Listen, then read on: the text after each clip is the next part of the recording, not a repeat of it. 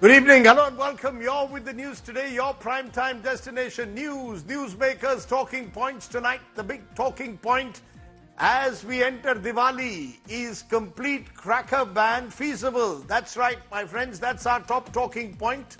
We'll also have a newsmaker tonight as we discuss, is banning crackers the soft option for any government?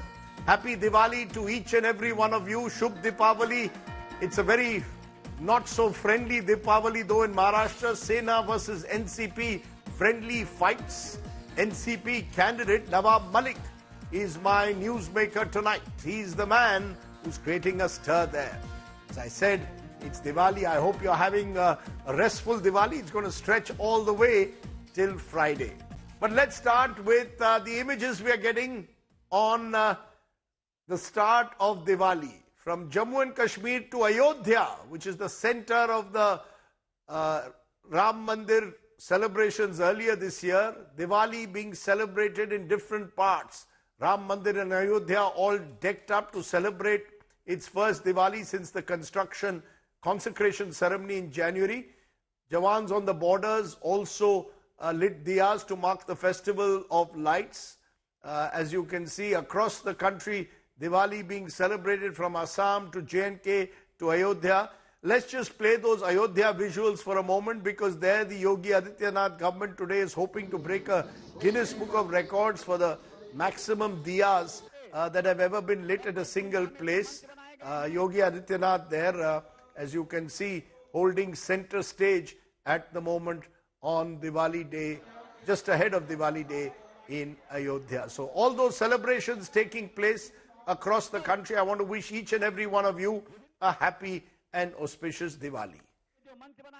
But, and there's always a but, while we see those splendid images, the ban on fireworks in the national capital is threatening to become, yet again, not for the first time, a political firework. The Supreme Court, remember, in 2018 banned the production and sale of conventional crackers. It allowed only green crackers and directed state governments to frame time limits for fireworks to be allowed. In addition to this, the Delhi government in the national capital imposed a ban on fireworks due to pollution during this time of the year. But the truth is, the ban is not getting enforced to the extent it should on the ground. There are also those who believe that these bans are soft options and are an attack on a festival they say should be celebrated with crackers. A day ahead of Diwali, our reporter Ashutosh Mishra does a reality check.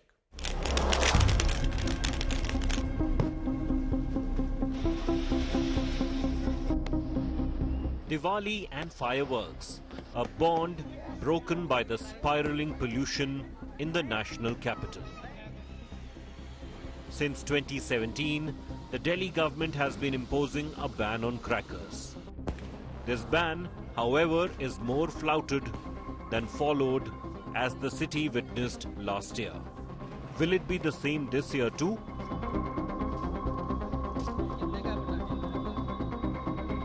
India today went to national capital's biggest cracker market, Sadar Bazaar, for a reality check.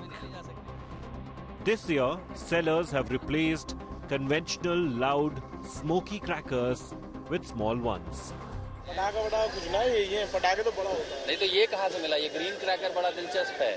तो सदर बाजार में जब हम आए हैं, इस पर लिखा हुआ है green cracker 10 pieces made in India.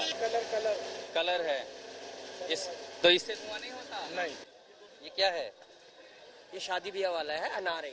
मतलब अनार है, पटाखा कोई नहीं है यहाँ। अच्छा, ये शादी ब्याह वाला है, तो ये दिवाली में नहीं ले जा सकते?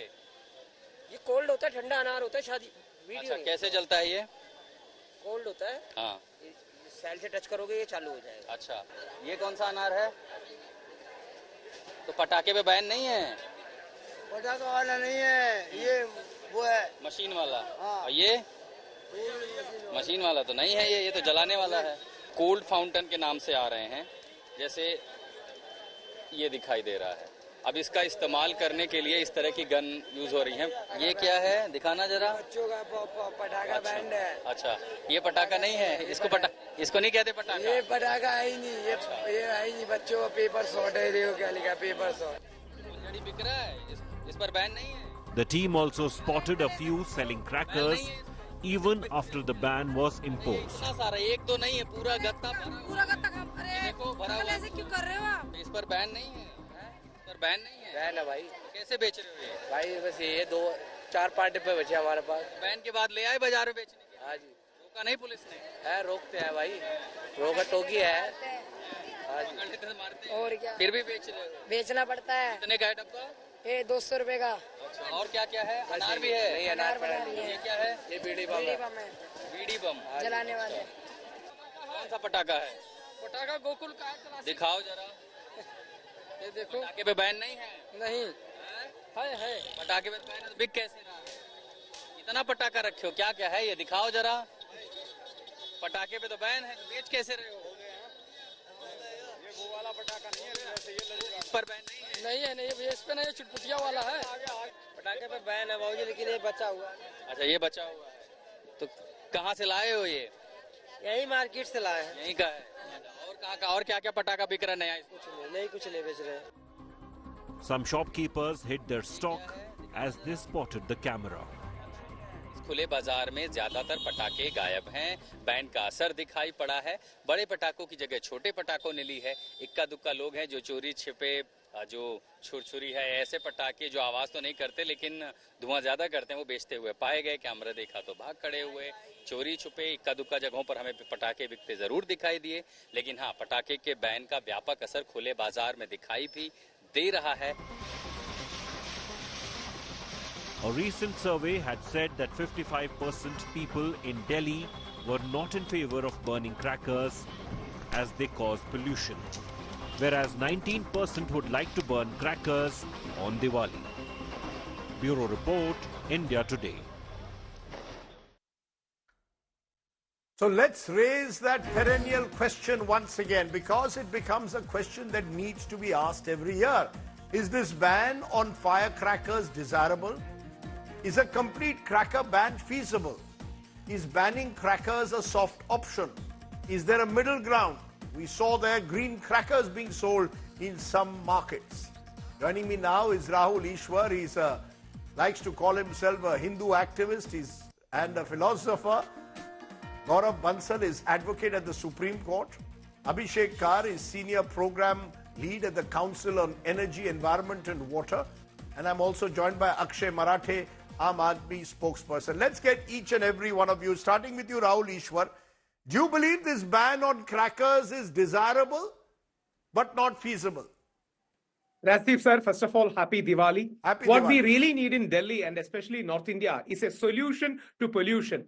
And Diwali or any other festival should not be a soft target. What we need, as you rightly raised in the question, is a middle ground which balances traditional festivities and also concern for environment and ecology. For example, green crackers can be a possible solution. Anything that is less polluting but equally some pyrotechnics can be a good solution. Sometimes what we feel as a Hindu activist, what I feel or many Hindus feel is that Hindu faith is being singled out. When a Holi comes, our left liberal friends especially advise us to go with waterless Holi. When any other particular occasion comes, they will advise us that your festival is in some way regressive. When we pour milk over Bhagavan, Lord Shiv, they say it is something like regressive, we are wasting milk. When Karwa Chauth comes, they feel it is all regressive practice, which is male chauvinism and female submission. So, the singling out of Hindu faith is one issue. Second, we should be respectful of the diversity of every faith, especially Hindu faith for that matter, and we should be celebrating. So, outright banning is never the solution. Modulating, regulating, channelizing should be the right way ahead. That should be, good for any society. And we believers, one, we are very sensitive. Second, we are very mindful because we too have our own children. We don't want any kind of pollution to have any negative effects on them. Please remember, data shows that less than 1%, for example, in Delhi, is the contribution factors towards pollution. So there are systemic issues. There are vehicular pollutions. There are other stubble burning kind of things. So rather than focusing on real systemic issues which cause all this pollution over 364 days, please don't single out Diwali, which is a joyous mood. Don't dampen the mood by singling out and demonizing Diwali. Okay, I'll come to some of the issues you've raised back to you, but first I want Akshay Marathe to respond to that, because Akshay, the Aam Aadmi Party government has made it very clear. They would like people to light diyas instead of burst crackers, and they are in favor in a way of a Diwali without any of these seemingly polluting crackers. But you're hearing the likes of Rahul Ishwar saying, and we've heard the BJP say it also today, that this is singling out Hindu festivals. How do you respond? Rajdeep ji, first of all, a very happy Diwali to you and everybody who's watching this program. My humble suggestion to anyone watching television right now is to switch off the TV and go celebrate Diwali with your family. I think this is a day that everybody loves, especially in Delhi. I think anyone who has been to Delhi in Diwali knows that it is the most beautiful time of the year. It is beautiful because of the beautiful lighting that people put out outside their buildings, the diyas, the lights, and it's generally a very festive time for all of us. So I feel like there is no need to engage in a political slugfest over a situation like this. At least the Aam Aadmi Party is not interested in a political slugfest over Diwali. Now, specific to your question about firecrackers, Rajdeep ji, it is not a decision of a government or another government. It is a decision of the Supreme Court. We live in a democracy that is governed by the judiciary to take decisions on certain issues that go to it. And the judiciary has made it clear that the production and distribution of firecrackers has been banned. And under that decision, Rajdeep ji, I want to tell your viewers, it is not just in Delhi that the crackers have been banned. There are several states all over India. So it is not a question of Delhi and other states being treated differently. In fact, my home state of Maharashtra, in Mumbai, there are certain bans. There are bans in Haryana. Both of these states are ruled by the Bharatiya No, but are Janata they Party. workable? So Are they workable? Are they workable? Near my house on Dussehra day, I could hear crackers going on till late in the night. I'm sure tomorrow, day after, they will go. You will carry on with the crackers. Is it the way to sensitize people to use green crackers, explore a middle ground, rather than saying outright ban on all crackers? Because whenever we try to ban something outright, often people use that to just go ahead and say, and defy the ban. Rajiv ji, I think we all need to think about it from an individual lens as well, because at the end of the day, the health impacts of these things are going to happen at the individual level. At the collective level, we have to think about policies and the kind of discourse that we want to build for ourselves. But I have older parents, I have grandparents. There are several friends of mine whose parents really suffer as a result of the rising pollution across North India. So it is not a question of religion at all. It is a question of whether we believe in preserving our lives. It is a question of whether we believe in what is the sensible thing to do, what is the responsible thing to do. Now, having said that, I do think that there is some kind of middle ground that is possible. I don't know if you are aware, Rajdeep ji, but a few years ago, we had taken an initiative called Dilli Ki Diwali, where we had invited all Delhiites to come to Central Park in Connaught Place and had celebrated a massive light and sound show. We had showcased the Ramayana using the light and sound show. I think there is a way that governments and societies have to find to kind of ensure that people find alternative ways of celebrating Diwali. And we did take one step in Delhi. We will continue to think of other ways. But at the same time, everyone needs to think about it on their own level as well. You're talking about a community Diwali in a way which the Aam Aadmi Party government, you claim, is encouraging. But Abhishek Kar, Senior Program Lead at the Council on Energy, Environment and Water, you're hearing these two distinct viewpoints. It appears there is a health concern that those who support the ban on crackers saying, look, air pollution has reached undesirable, unacceptable levels. Let's ban crackers. The fact is that well before Diwali, these pollution levels were already terrible because there is stubble burning, there is construction, there is transport. There are all other issues. Is Diwali the soft option, Abhishek? Sorry. So, thank you, Rajdeep, and very happy Diwali to you and the viewers. Let me just go back to the more fundamental question that why Diwali firecrackers become a big topic. That is because we already have a very high emission coming out from many other sources throughout the year. A very interesting snippet of fact for you is last year, because often crop residue burning and firecrackers really have got a lot of media attention and political attention. If you think of it, last year we looked at the data between 15th October and 15th November, which is the time for Diwali, as well as the crop residue burning. And the average AQI at that time was 300. Post Diwali period, post crop residue, between 15 November and 15 January, the average AQI was 350. It was more at the time post Diwali. Is it because of Diwali firecrackers? No. Is it because of propensity? No. It is because there are many other baseline sources where the emissions remain same. And you have to please understand, I want to just take you back on the science of the entire pollution. What we get concerned about is the AQI. AQI is basically a very simplified form of the concentration. But what matters is the emission. What happens to winter months in Delhi is that meteorology becomes very adverse. So even if you have the same emissions, the concentration is going to go up because one, the wind speed goes down, the mixing height goes down, and there is no rain. No, So as a all result the of more you're that, making even if I may be allowed to intervene, all the more you're making a persuasive argument in a way that why do I need a cracker ban? If the crackers are not the sole cause, I mean, are we saying that we are looking at a soft option? Is this a soft option? Say, let's ban crackers, the real issue is not being tackled? okay, let me try to use an analogy. I am from Kolkata, so let's talk of Kolkata. If there is a healthy 25-year-old person who wants to have 5 Rasagollas a day for one day, that's fine. But if you have a diabetic person who is already taking high doses of insulin, and if that person takes 5 additional Rasagolla in a day, it really complicates the problem. So the challenge in the place like Delhi is we already have very high emissions. On the day of Diwali, the additional firecracker load is more.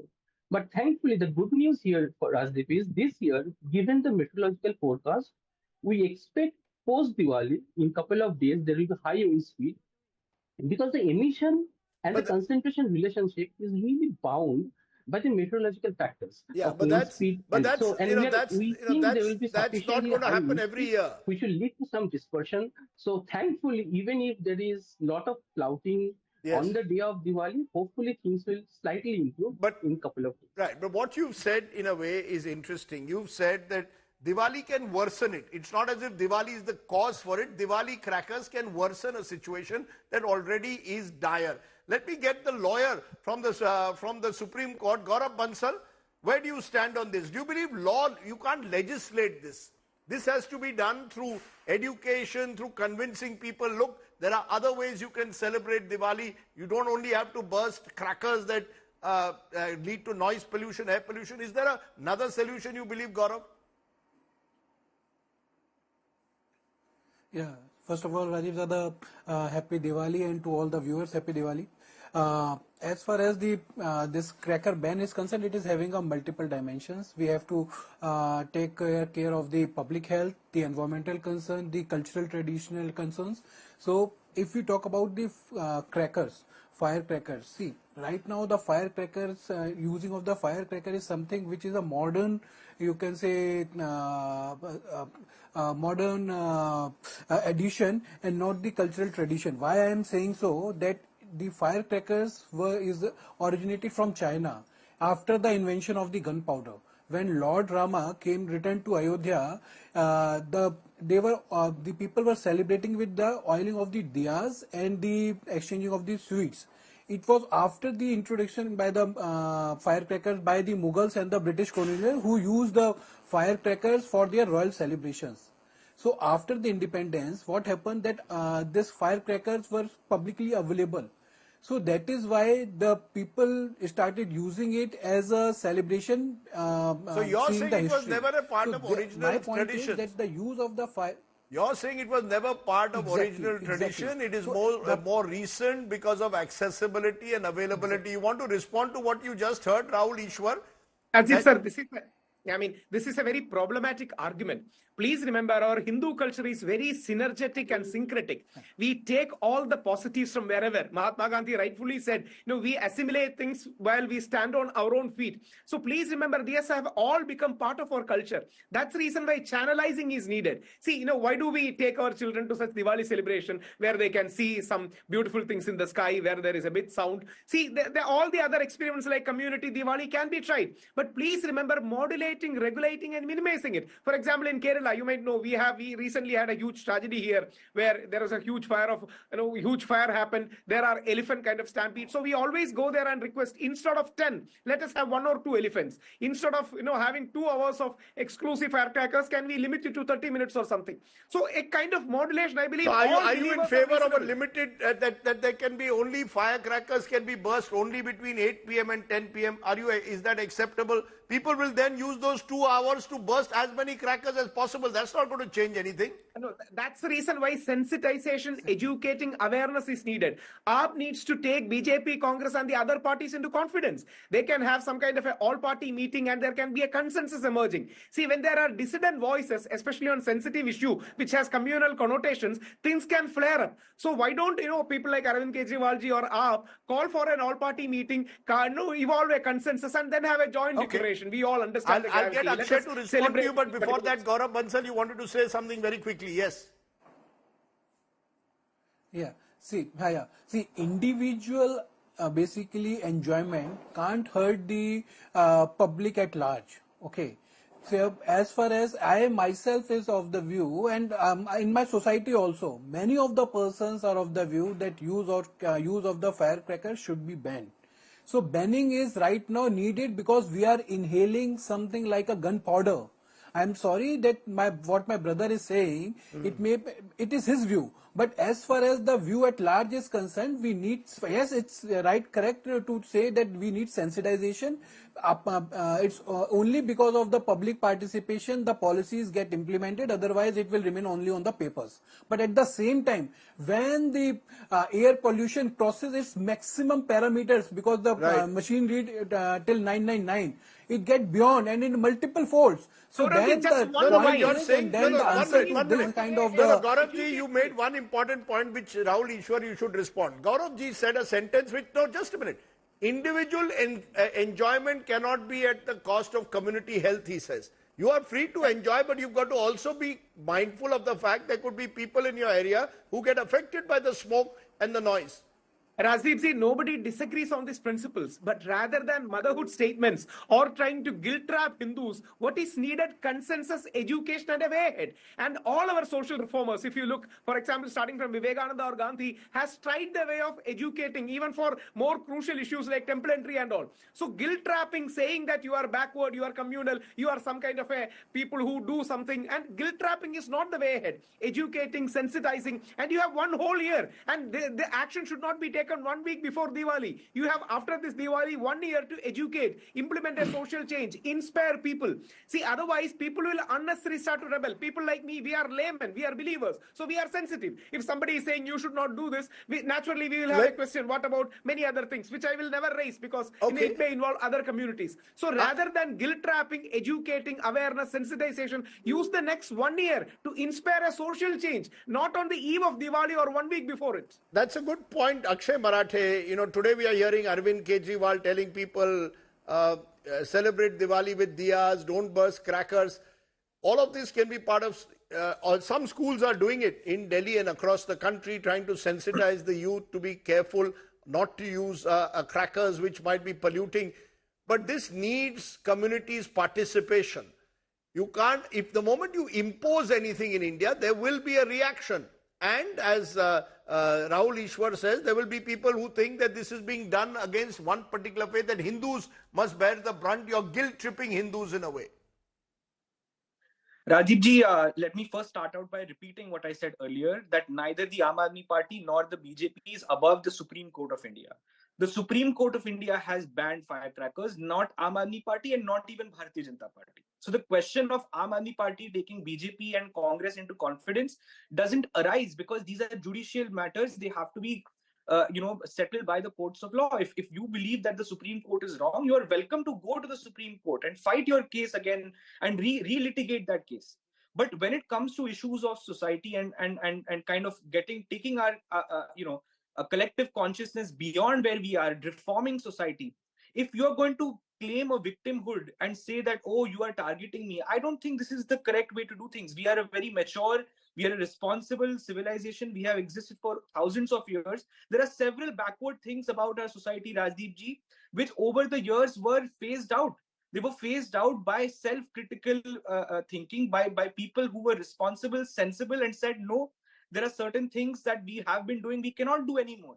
It doesn't have to be a question of one religion versus the other. My lungs are not Hindu or Muslim. My lungs are human lungs. They will not change how they respond to firecrackers and pollution based on the religion I'm born into. Those are strong words. My my this- lungs are neither Hindu nor Muslim. They are, Rahul Ishwar, by positing this as an attack on Hinduism, then you're effectively saying the Supreme Court of this country is against Hindu faith. No, What absolutely Akshay no. Marathe is saying, governments have to implement Supreme Court orders. Now, we would love them to implement all Supreme Court orders a little bit more fiercely. But the fact is, you can't blame governments for what Supreme Court has mandated. No, Rajdeep, as a honorable, as a responsible citizen, I would always hold Supreme Court in the highest of regard. But naturally, somewhere along my mind, even my mind will ask, there are many aspects where you say in Jallikattu, bull protection is very secular. But if somebody asks for the similar thing in Eid, will it become communal? See, that's the reason why it's a sensitive topic. Why don't we understand the sensitivity and gravity of the topic?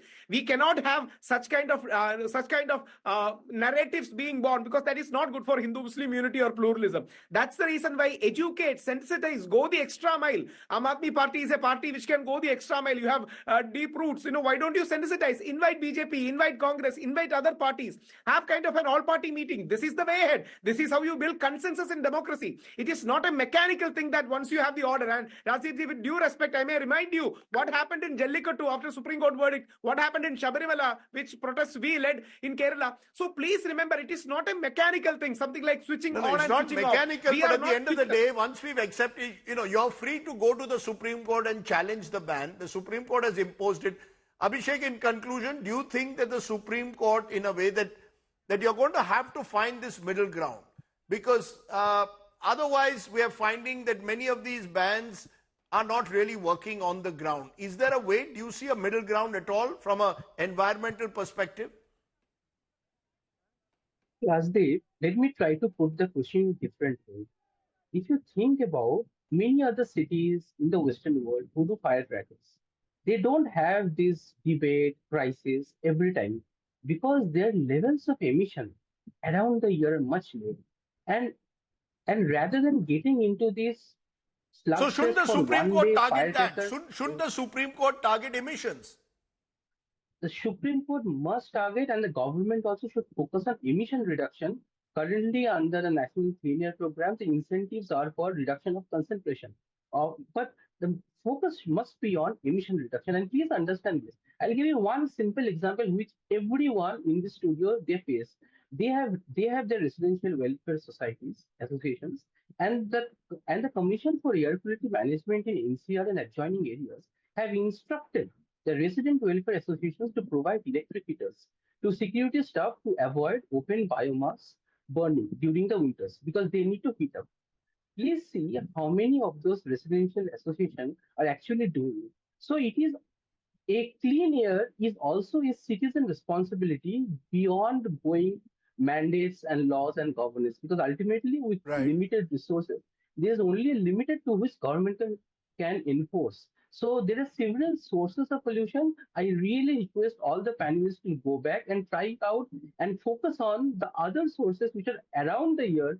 And once those sources are removed, then every year in Diwali, this kind of heated debate on Diwali firecrackers will not happen. So basically, you're saying make it a 365 days, 24/7 commitment to ensure cleaner air.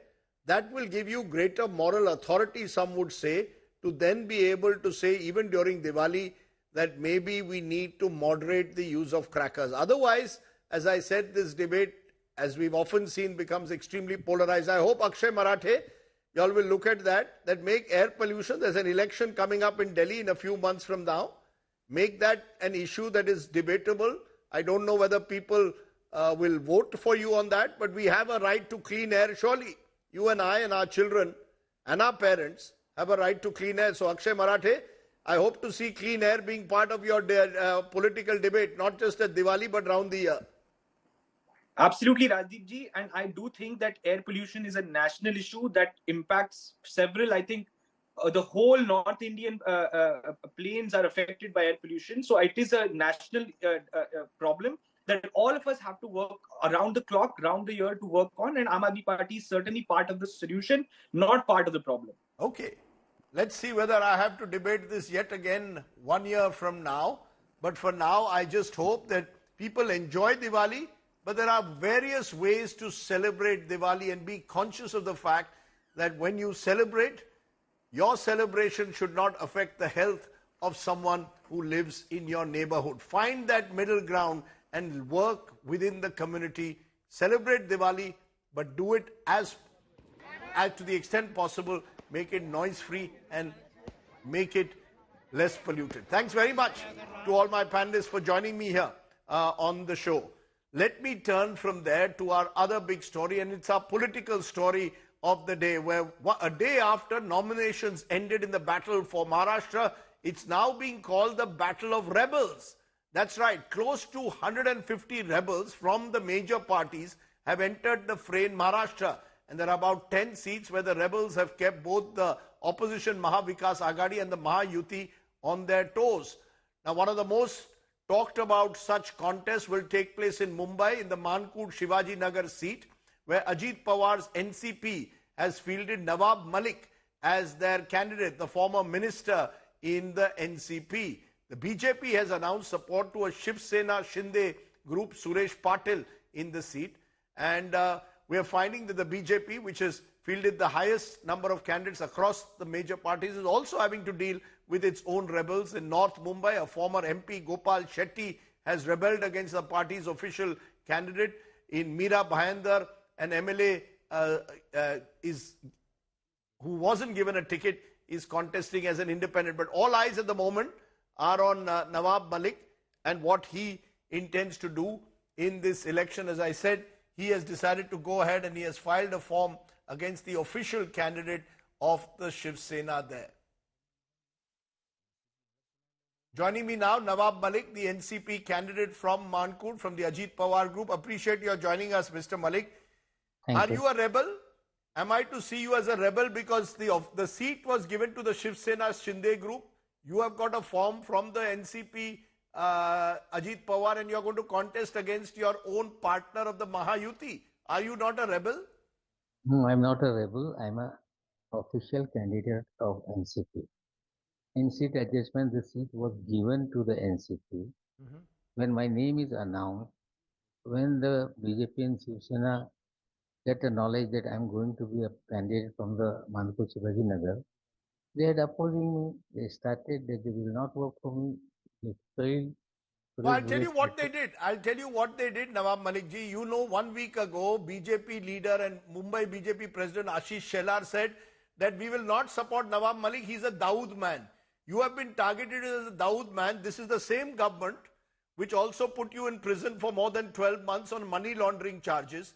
They are saying we will not support you. You had to put up your daughter first from the neighboring Anushakti Nagar constituency. And now you are contesting on an NCP ticket against a Shiv Sena candidate. It's all very complicated. This is a maha mess. How do you respond? The same people who called you Dawood's man, how do you expect them to support you? I don't urge a support from them. You don't want their support? I don't want their support. They are free to oppose me. They are free to fill candidate before me or my daughter. We are ready to face them. There is question that I am a rebel candidate. They had filled candidates against me because they allege me. They are not supporting me. They always oppose. They all allege that I am a Dawood man or having a link with the Dawood Ibrahim. But such kind of a case is not there. Only they made a false case against me, which is money laundering case. The matter is before the court of law. I cannot comment on the case. Definitely, when the judgment will come, definitely I will come clean on it. No, but Nawab Malik ji, you explain this to us and our viewers. You are with the NCP Ajit Pawar group. Yes. The NCP Ajit Pawar group is in alliance with the Shinde Sena, the Shinde Shiv Sena, and with the BJP. Now you are contesting against someone from the Shinde Sena. I mean, make sense of this to us. The same people, as I said, who called you a Dawood aide, who you claim were responsible for putting you in jail, you are on the same alliance as them. Ajit Pawar is in the same alliance as them. If you win your seat, you will be sharing a stage with Devendra Fadnavis and with Eknath Shinde and with Ashish Shelar, who called you a Dawood aide. I stood with Ajit Pawar because he supported me. Yes. When we were in a trouble, he stood behind my family. He supported me in that crisis period. So I am with Ajit Pawar. I am not with BJP or Shiv Sena. Always they are alleging me. Definitely, the person who stood behind you, it is my duty to I have to stand behind him. So what happens in the election? If you win the election, you will support the BJP Shiv Sena government. Am I clear on that? If you win the election, you will support the BJP Shiv Sena government, even though they attacked you and called you, I repeat, Dawood's aide. See, Mr. Rajdeep, it is a tough election in the state of Maharashtra. Yes. It is a neck-to-neck fight. And nobody can say that without Ajit Pawar there will be a government. Definitely Ajit Pawar will be in a key role. He can dictate his condition also. We cannot have to follow the what BJP want or what Shiv Sena want. It is if coalition government is there, definitely the condition will be there how to go ahead. What about, where does this leave Sharad Pawar, someone whom you also was part of your, who was your leader till not too long ago? Is there a possibility that many people like you will put pressure on Ajit Pawar after the election to explore other options also, including joining hands with the NCP? Would you like to see the NCP come together? I cannot predict. Before 2019 election, anybody predict what kind of a government was there in the state of Maharashtra? Anything can happen. Nobody is enemy forever. Nobody is friend forever. Things are changing. You have seen in 2019 also. No, so you're not ruling out the possibility of more changes taking place after the 23rd of November? Not regarding us. Anybody can do anything. What about you yourself? Are you very clear you will stick with NCP Ajit Pawar and be, as I said, part of the same government if the Mahayuti gets elected as Eknath Shinde and Devendra? You and Devendra Fadnavis in particular, sir, had a major war of words. I remember Devendra Fadnavis targeting you in particular, Ashish Shelar targeting you. Are you saying now that if you win the elections, you are happy to be in government with them? I don't want to be a minister in the government, but I will stood behind Ajit Pawar. And if anything controversial, I cannot adjust with ideologically anything happening in our ideology. But sir, what is the ideology left? Please tell me what is the ideology left in Maharashtra when Shiv Sena, who the Congress once called a Hindutva party, is now part of the Vikas Agadiya section of that. When you and others were targeted, virtually called anti-nationals, and now you are part of the Mahayuti. What is the message going out? It seems everybody now is, there is no ideology. See, Mr. Rajdeep, many people choose towards the Congress. Now they become the secular. If anybody is with Ajit Pawar, they are not communal. This cannot be a thing how you can define. Person to person, it depends who follow what kind of ideology. We never join Bharatiya Janata Party or we never support such kind of a thing. I am with Ajit Pawarji and he stood behind me. I am standing behind him. So you're saying you're standing behind an individual called Ajit Pawar, but Ajit Pawar is himself part of a government which includes people you've had a strong opposition to. I want to understand, am I to understand that in Maharashtra there are no permanent friends or enemies, there are permanent interests? You want protection, some are saying, no, from the authorities, therefore you've joined hands, your daughter is also contesting. All of this is for protection. No, I never afraid. If I would have been afraid, how I opposed at that time the people, how I was talking about the truth in the state of Maharashtra, I never afraid. People are there who is talking something else in the public life and doing something else in a private life. That kind of person I'm not. Tell me, Nawab Malik, what do you expect in this election in conclusion? Are you, with so many rebels, so many independents, 11,000 candidates, sir, are contesting for 288 seats. Rebels, independents, in your seat, as I said, Shiv Sena versus you. Is Maharashtra, in your view, heading for a hung assembly, sir? It is a neck-to-neck fight. Neck to neck. And definitely independent players can play a major role, key role in the result. No, so are you saying that rebels and independents could well decide the shape of the next government in Maharashtra? Definitely, it is a neck-to-neck fight, and we have to accept it. It's a neck-to-neck fight. Here is Nawab Malik saying neck-to-neck fight. So rebels and independents and some people like Nawab Malik, if they win their ticket, if they win their seat, could play a role. Who knows? As you said, Maharashtra में कुछ भी हो सकता है. क्यों? नहीं, Ashok Chauhan BJP में जा सकते हैं, नाना पटोले कांग्रेस में आ सकते हैं. चीजें तो महाराष्ट्र में हो रही, लेकिन हमने कभी आइडियोलॉजिकली कोई पार्टी ज्वाइन नहीं की. हम अजीत पवार जी के साथ हैं और अजीत पवार जी ने हमेशा अभी भी कहा है कि पॉलिटिकल एडजस्टमेंट है, आइडियोलॉजिकली हम अपनी आइडियोलॉजी पे कायम हैं. और उसी वही अजीत पवार हिंदुत्व पार्टी के साथ चले जाते हैं, आपको कोई प्रॉब्लम नहीं है. नहीं तो बीजेपी महबूबा जी के साथ चली जाती है, नीतीश बाबू आज इधर कल उधर चले जाते हैं, चंद्रबाबू नायडू बीजेपी के साथ है. चीजें देश में इसी तरह से चल रही हैं.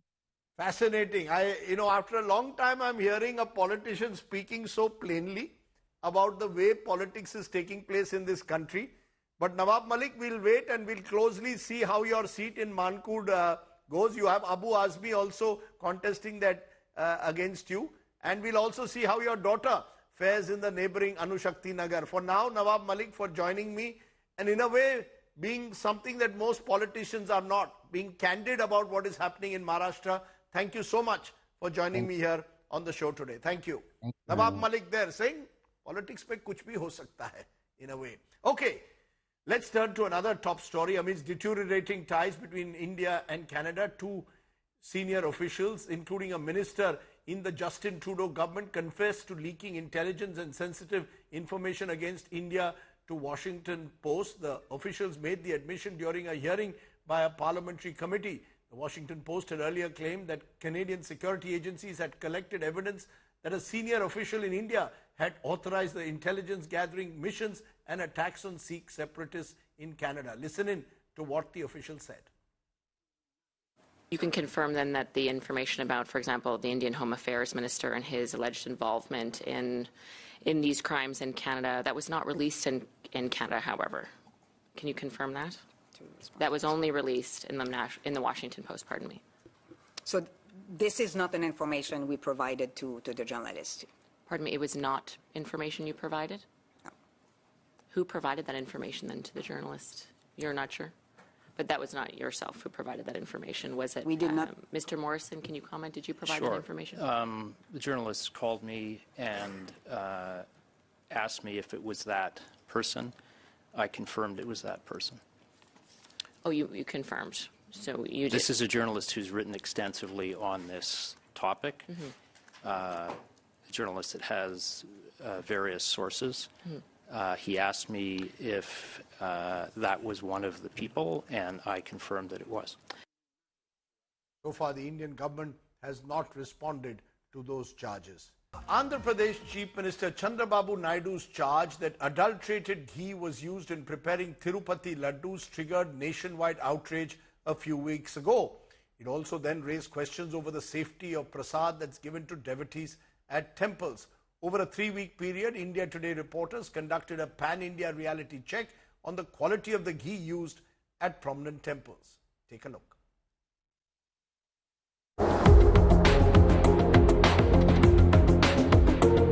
A sample packet of the world-famous Tirupati Laddu Prasadam was procured and seal-packed along with the other samples from Mathura and Vrindavan.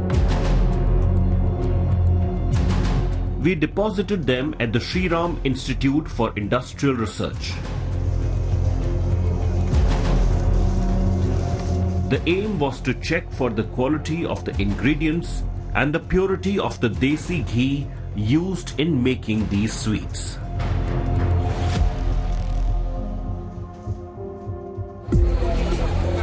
But first, a look at what the Tirupati Laddu controversy was all about. Why did it create such a big uproar? And how the claims and counterclaims reached the highest court of the country. and the current status of the case. On September 18th, Andhra Pradesh CM Chandrababu Naidu alleged that Tirupati laddus were contaminated with animal fat. He said animal fat was used in the laddus during Jagan Reddy government's tenure. This sparked a huge political and religious controversy. The matter reached the top court, which wrapped Naidu for going public without conclusive proof. Justice B.R. Gawai remarked, "Gods should be kept away from politics." The next hearing in the case is slated for November 22nd. Politics apart, it was a lab report from the National Dairy Development Board that had created a storm in the minds of devotees. This is what it said. NDDB CALF lab report said foreign fats present in Tirupati laddu sample. Report said the foreign fats included palm oil and potentially animal-derived fats. Report said animal fats in ghee samples likely to be beef tallow and lard. Report raised concerns about contamination of Tirupati Prasadam. Given this huge controversy over the Tirupati laddus, we submitted these samples at the Sri Ram Institute on October 17th. The samples were weighed and details such as the nature of the sweets and the place of their origin were noted and documented. The test report of these samples came out after a week. So who passed and who failed? Let's hear it from the lab director. ये तीनों नमूने लड्डू के, 2 लड्डू के और 1 पेड़े का, ये तीनों जो हैं देसी घी से ही बने हुए थे और ये पूर्णतया सही थे।